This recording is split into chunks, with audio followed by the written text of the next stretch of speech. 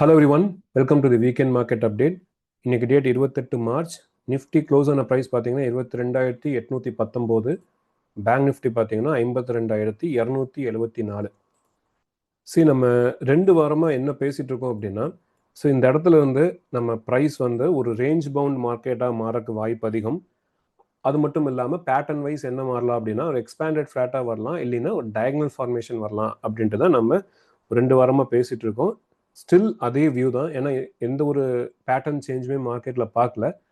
ஆனால் அந்த வீடியோவில் நான் ஏன் அப்படி சொன்னேன், ஏன் எக்ஸ்பேண்டட் ஃப்ளாட் எதிர்பார்க்குறேன், ஏன் டயகனல் எதிர்பார்க்குறேன் அப்படிங்கிற காரணங்களை உங்களுக்கு நான் வேவ் கவுண்ட்ஸோட சொல்கிறேன்.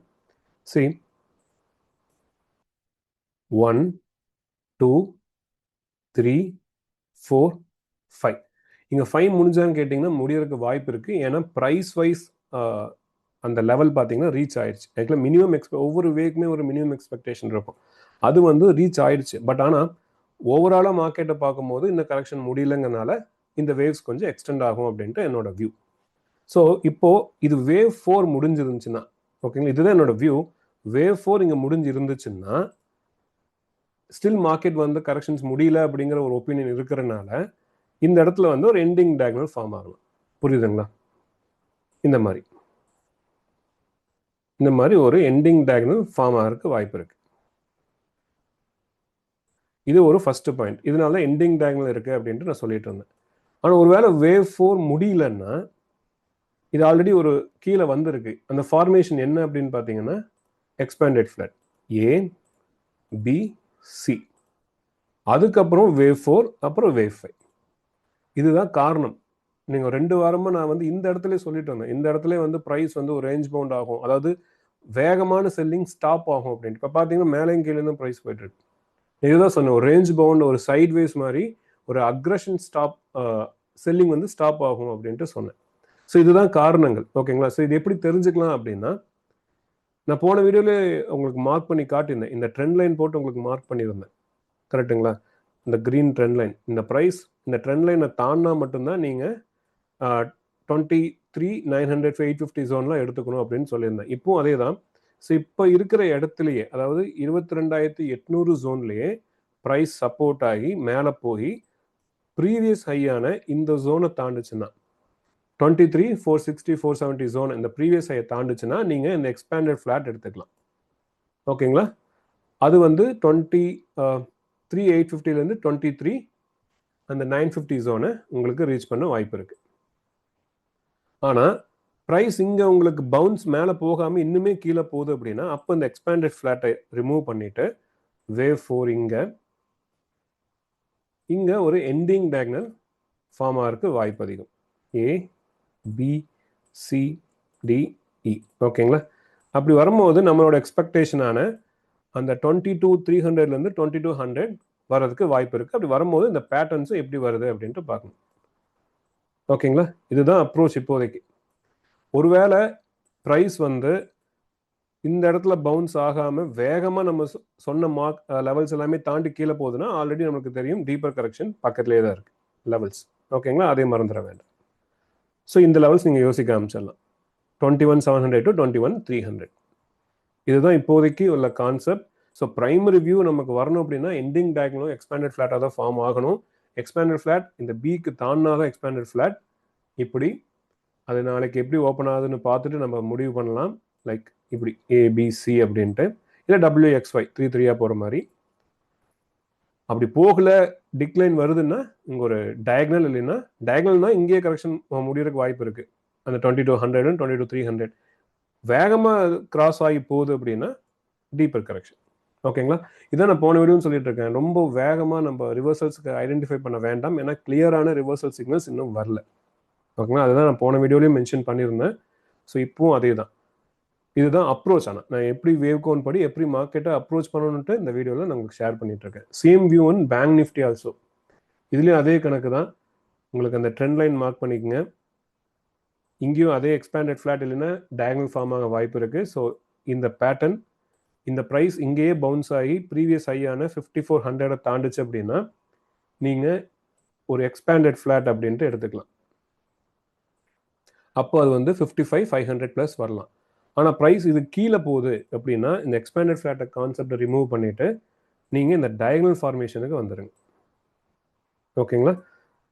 இப்படி வர ஆரம்பிச்சு இந்த நிஃப்டியில் பேசின மாதிரியே தான் ABCDE இது எல்லாமே ABCDE அப்படி.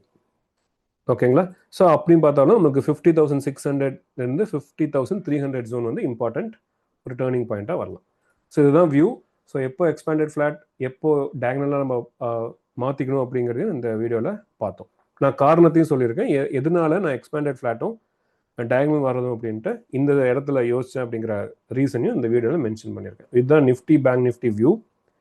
அப்புறம் பார்த்தீங்கன்னா இதுதான் நான் போன வாரம் ஷேர் பண்ண அதே வியூ தான். நான் எந்த வியூவும் சேஞ்ச் பண்ணல. நீங்கள் பார்த்தீங்கன்னாவே 2-3 வாரமாகவே ஒரே வியூ தான் கொடுத்துட்ருக்கேன். எக்ஸ்பேண்டட் ஃப்ளாட்னா 23,950, பேங்க் நிஃப்டி வந்து 55,500 நம்ம பார்த்த மாதிரி. பட் எந்த பேட்டர்னாக இருந்தாலும் எக்ஸ்பேண்டட் ஃப்ளாட்டாக இருந்தாலும் சரி டயகனலாக இருந்தாலும் சரி ஒன் மோர் லோ மார்க்கெட்டை வர்றதுக்கு அதிக பாசிபிலிட்டி இருக்குது அப்படின்ட்டு நான் ஷேர் பண்ணியிருக்கேன். ஓகேங்களா? ஸோ இது ஒரு சார்ட் உங்களுக்கு நான் போன வீடியோவில் ஷேர் பண்ணியிருந்தேன் எப்படி நம்ம கரெக்ஷன்ஸ் ஐடென்டிஃபை பண்ணோம் அப்படின்ட்டு. இதை பாருங்கள், ABC இன்னைக்கு ரியாலிட்டி ABC. BPCL இது நான் சோஷியல் மீடியாலேயே ஷேர் பண்ணியிருந்தேன். யூஸ்வலாக அப்படி பண்ண மாட்டேன். அது கரெக்ஷன்ஸ் வர்றதுக்கு முன்னாடியே ஷேர் பண்ணியிருந்தேன். அதுதான் இங்கே ரொம்ப முக்கியம். எக்ஸ்பெக்டட் லெவல்ஸ் இப்போ பார்த்தீங்கன்னா எப்படி டிக்ரீஸ் ஆகிருக்கு அப்படின்ட்டு. இது எட்டர்னல். ஓகேங்களா? இது வந்து டு பி ஃப்ரேங்க் என்னோட one of my learner identify பண்ணது. லைவ் செஷனில் டிஸ்கஸ் பண்ணும்போது இப்படி வருது சார் கரெக்டானு கேட்டிருந்தாரு. கரெக்டுங்க, உங்கள் வியூ கரெக்ட் அப்படின்னு சொல்லியிருந்தேன். இதுதான் நடந்திருக்கு. ஓகேங்களா? ஸோ எலியட் வேவ் அப்படிங்கிறது என்னை பொறுத்த வரைக்கும் நீங்கள் இம்பல்ஸ் வேவ் தான் நிறைய பேர் கான்சன்ட்ரேட் பண்ணுறாங்க.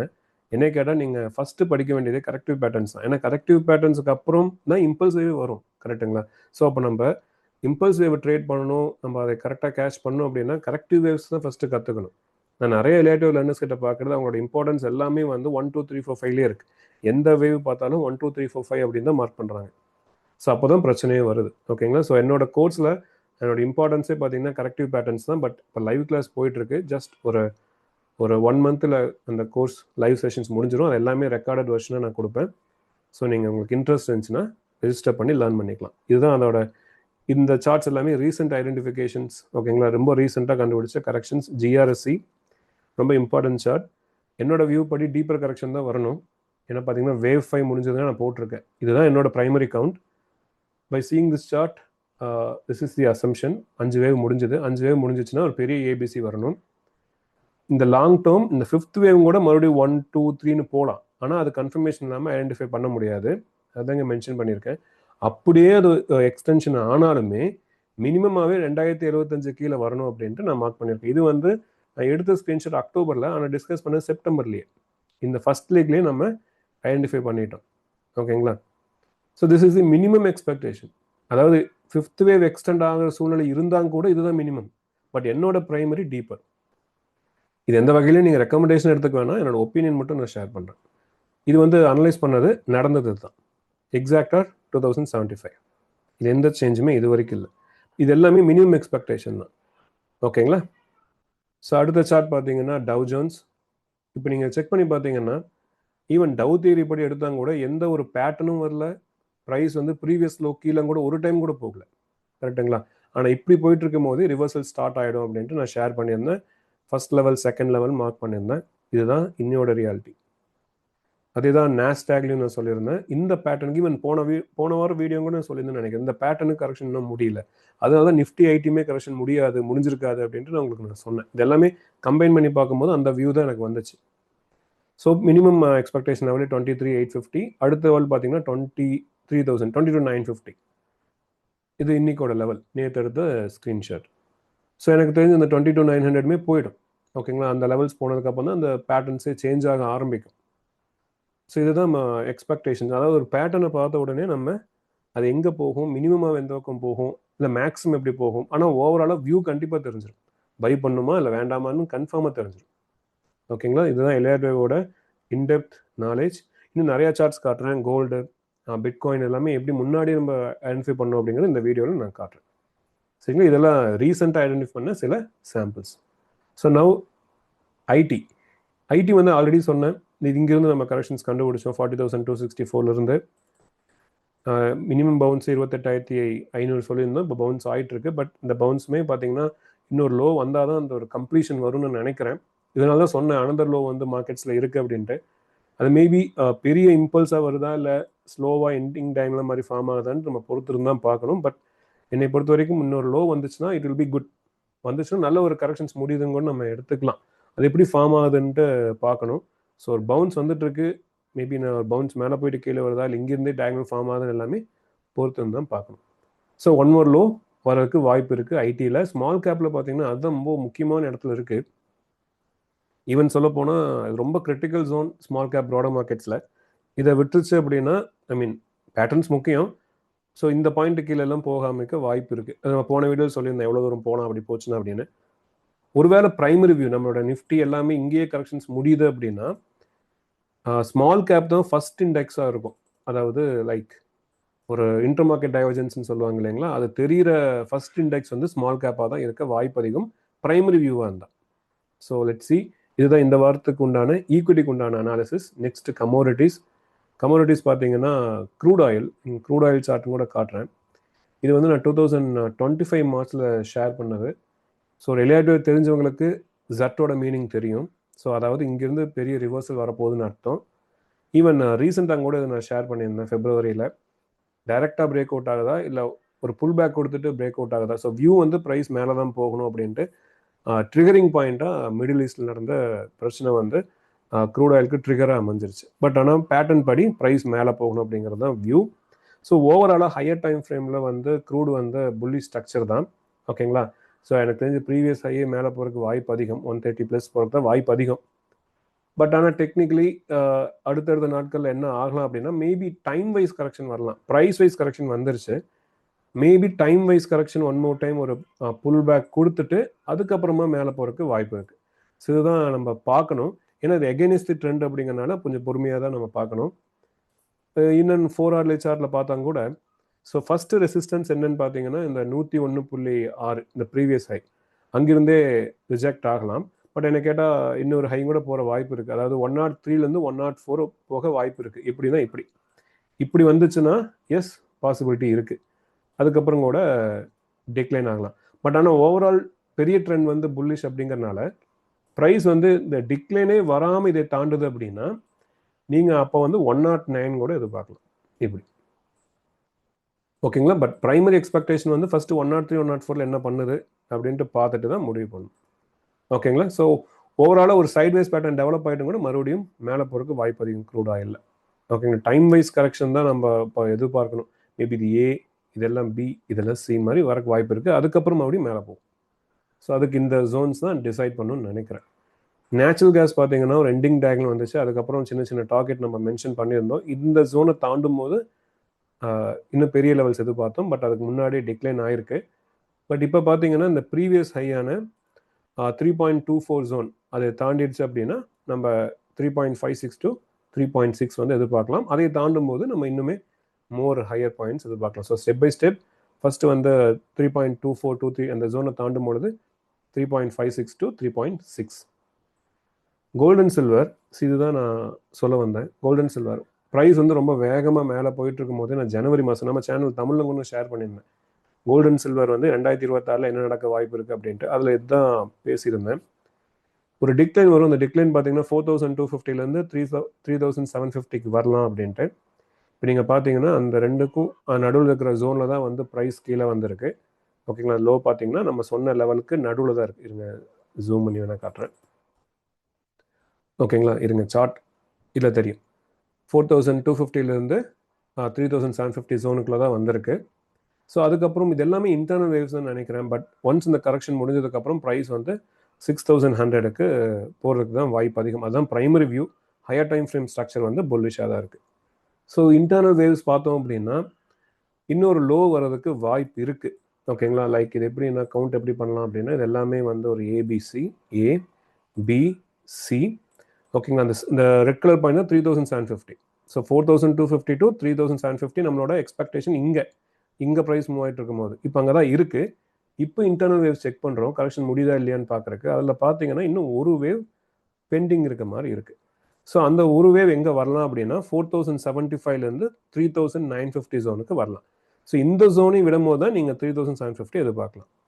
பட் அதுக்கப்புறம் எனக்கு தெரிஞ்சு ப்ரைஸ் மறுபடியும் மேலே போக ஆரம்பிக்கும். அந்த லெவல்ஸ் வந்து 6000 ப்ளஸ் வர்றதுக்கு வாய்ப்பு இருக்குது கோல்டு. சில்வரும் சிமிலர் வியூ தான். பட் ஆனால் பார்த்தீங்கன்னா ஆல்ரெடி ரொம்ப முக்கியமான இடத்துல தான் சில்வர் இருக்குது அப்படிங்கிறனால மேபி ஒரு டயக்னல் கூட ஃபார்ம் ஆகலாம். ஓகேங்களா? பட் லெவல் வைஸ் பார்த்தீங்கன்னா முக்கியமாக பார்க்க வேண்டிய லெவல் 57, இந்த 57, 59 ஓகேங்களா? அந்த 57 to 59 ஜோன்கிறத நம்ம முக்கியமாக சில்வரில் பார்க்கணும். பட் என்னோட ஒப்பீனியன் இங்கே இந்த ஜோனுக்கு அப்புறம் ரிவர்சல் ஸ்டார்ட் ஆகும் தான் நான் நினைக்கிறேன். ஸோ இதை கோல்டு அண்ட் சில்வர். கிரிப்டோஸ்லையும் பார்த்தீங்கன்னா நான் சார்ட்ஸ் காட்டுறேன்னு சொல்கிறேன். அது இந்த இடத்துல தான் நம்ம கீழே இறங்குன்னு சொன்னோம். 1,20,000 பக்கம் போயிட்டு 68,000 வரும் அப்படின்ட்டு. ஒன்ஸ் அது வர ஆரம்பிச்சதுக்கப்புறம் ஸ்டார்ட் அது ஆனதுக்கப்புறம் இங்கே முதல்ல எதிர்பார்த்த லெவல் 69,000 அங்கே ஸ்டாப் ஆகுமா, இல்லை 58,000 to 49,000 வருமா அப்படின்ட்டு நான் ஷேர் பண்ணியிருந்தேன். ஈவன் இதை பற்றி ஒரு பிளாகோட வெப்சைட் எழுதியிருக்கேன், magicflips.com. நீங்கள் ஃப்ரீ டைமில் படித்து பார்க்கணும்னா பாருங்கள், ஃப்ரீ தான். பட் ஆனால் அதில் என்ன மென்ஷன் பண்ணியிருக்கேன்னா பிட்காயின் வந்து 58,000 வரும், வந்தால் தான் அந்த பேட்டர்னுக்கு உண்டான கரெக்டான லெவல்ஸ் ரீச் பண்ணிடுச்சுன்னு அர்த்தம் அப்படின்ட்டு ஷேர் பண்ணியிருந்தேன். ஈவன் நம்மளோட வீடியோஸ்லேயே பல தடவை சொல்லியிருந்தேன் 1 more low இருக்குது அப்படின்ட்டு. ஸோ இப்போ பார்க்கும்போது ஸ்டில் அதே வியூ தான். இந்த லெவல் தாண்டும் பொழுது, அதாவது 62,500 தாண்டும் போது ப்ரைஸ் வந்து 58,000 கீழே போகிறதுக்கு அதிக வாய்ப்பு இருக்குது. பிட்காயினில் எத்தனையும் அதே தான்.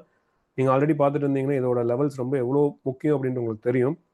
ஸோ இது வந்து பார்த்தீங்கன்னா 1800 கீழே போயிடுச்சு அப்படின்னா ப்ரீவியஸ் லோ கீழே போயிடும் எத்திரியம். பட் ஆனால் இந்த 1500லேருந்து 1350 கீழே போயிடக்கூடாது, இந்த ப்ரீவியஸ் லோ கீழே போயிடக்கூடாது. அப்படி போயிடுச்சு அப்படின்னா எத்திரியம் வந்து 900 ஜோன் போகும் கூட வாய்ப்பு இருக்குது.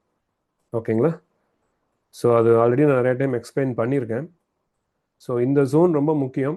ஸோ 1 more low இன்னுமே இருக்குது, ஓவரால் கிரிப்டோ ஸ்பேஸில் இருக்க வாய்ப்பு இருக்குது. ஸோ இந்த இடத்துக்குள்ளே செட்டில் ஆயிடுச்சுன்னா ஓகே, பட் இது கீழே போயிடுச்சுன்னா இன்னுமே பெரிய டீப்பர் கரெக்ஷன் எத்திரியமில் வரலாம்.